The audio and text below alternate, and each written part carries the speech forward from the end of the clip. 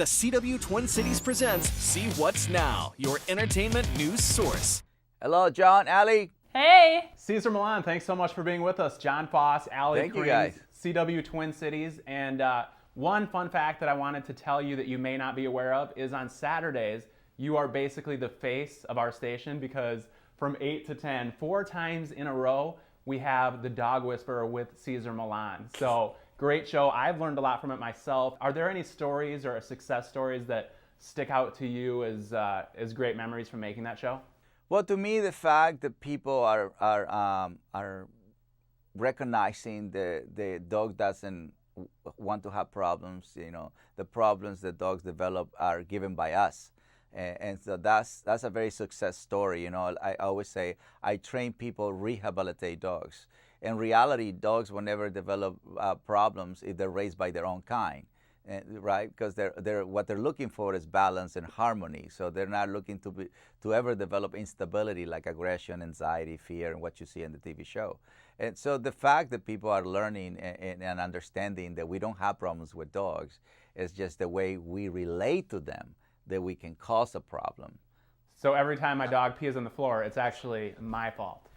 Remember, nature knows how to raise each other. Nature knows the outcome should be happiness, balance, peace, harmony, and they have an authority figure, which is always the elders. And so, you've seen elephants raising, baby elephants, you've seen horses raising baby horses, but when it comes to a dog, the human raises them. So that means the human doesn't know how to provide the proper education to a dog. Therefore, the dog develop issues. Okay. Okay, Cesar, so spring is right around the corner. How do I prevent fleas and ticks in my dog?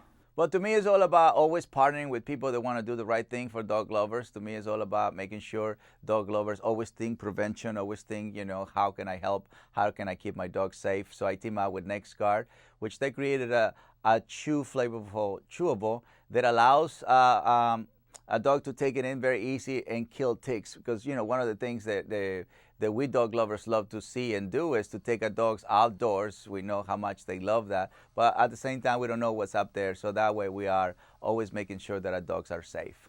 And what is the difference between a flea and a tick? Well, it's a big difference. I mean, ticks are definitely way bigger. They make sure that you actually learn more about what the tick can do to a dog through your vet. Consult your vet is definitely something very interesting to learn.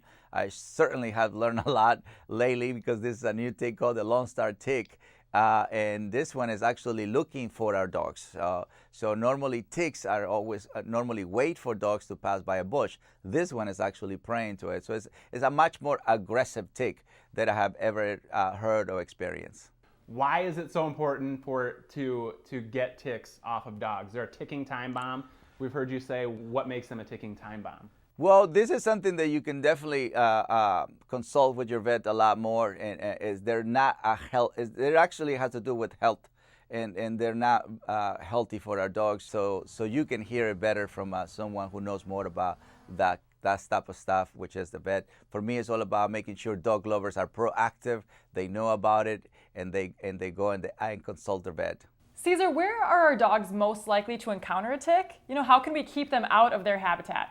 Well, it is important to actually learn through your vet. They actually know where is the more infested areas, and it's definitely going from Texas all the way to Canada. So make sure that you know where they are the most, and for the most part, they're going to be in the outdoors. They're going to be in the areas where there's a lot of wood, a lot of grass, a lot of those things close to the cows, close to the farm animals. So just make sure that you know exactly what those infected areas is. Right now they're actually following them. The scientists are following them, so they know to tell people where the most infected areas.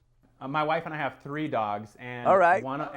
two of them are adopted rescue dogs, and they have problems of their own. But the one dog that should be normal has one issue that is consistently happening, and that is the dog wants to eat everything.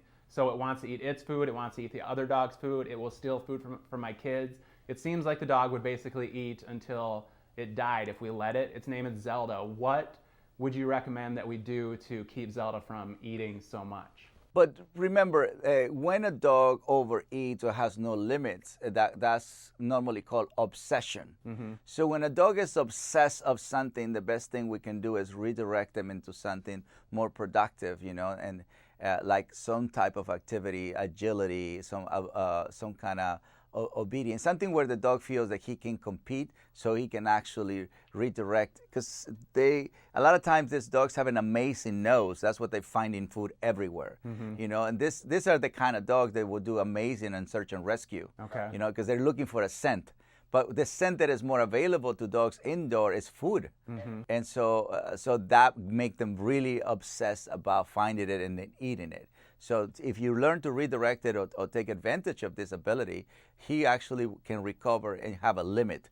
They naturally have a limit. Animals by nature don't want to eat all day. They just, they eat the portion and then they do other activities. Okay. All right, and I have one question for you. I am about to be a first-time puppy parent. I'm still shopping around. I'm trying to find the perfect breed. I want a dog that is going to love me and be a great companion, but not a dog that I have to run for, 6, 7, 8 miles a day. Do you have a great breed? Well, I just want to mention, because dog lovers will always ask me to mention it, don't forget to rescue a dog. There is puppies and rescue organizations, but if you can take the venue you want to take. But in any litter is going to be 3 energies: low, medium, high. So the high is what people call pick of the litter. Medium is what people call pet quality. And low is what people call couch potato, or the run of the litter, right? So what that means is they're born with low, medium, and high level energy. So pick a dog that is medium to low, so that way they don't require that much of a fitness or exercise. Most of the time people pick the high level energy because they think he's the happiest. But especially when they're puppies, but what you're picking is the higher level energy dog in the litter. Wow. Well, I think I need a couch potato. Thank you for letting me know. Yeah, there are. No matter what breed you want, you can ask the breeders. Not every dog is a show dog, right? And the rest of them, they name it other labels: the pet quality, run of the litter. He doesn't have what it takes. And not every dog makes it a CNI dog. You see it? So it requires a certain energy to actually be high level energy. But most people should get medium to low. Great, thank you. Yes. All right, well, Cesar Millan, thanks so much for being with us. And Twin Cities, make sure you watch The Dog Whisperer with Cesar Millan every Saturday from 8 to 10 a.m. Cesar, thanks so much. Thank you. Thank you, guys.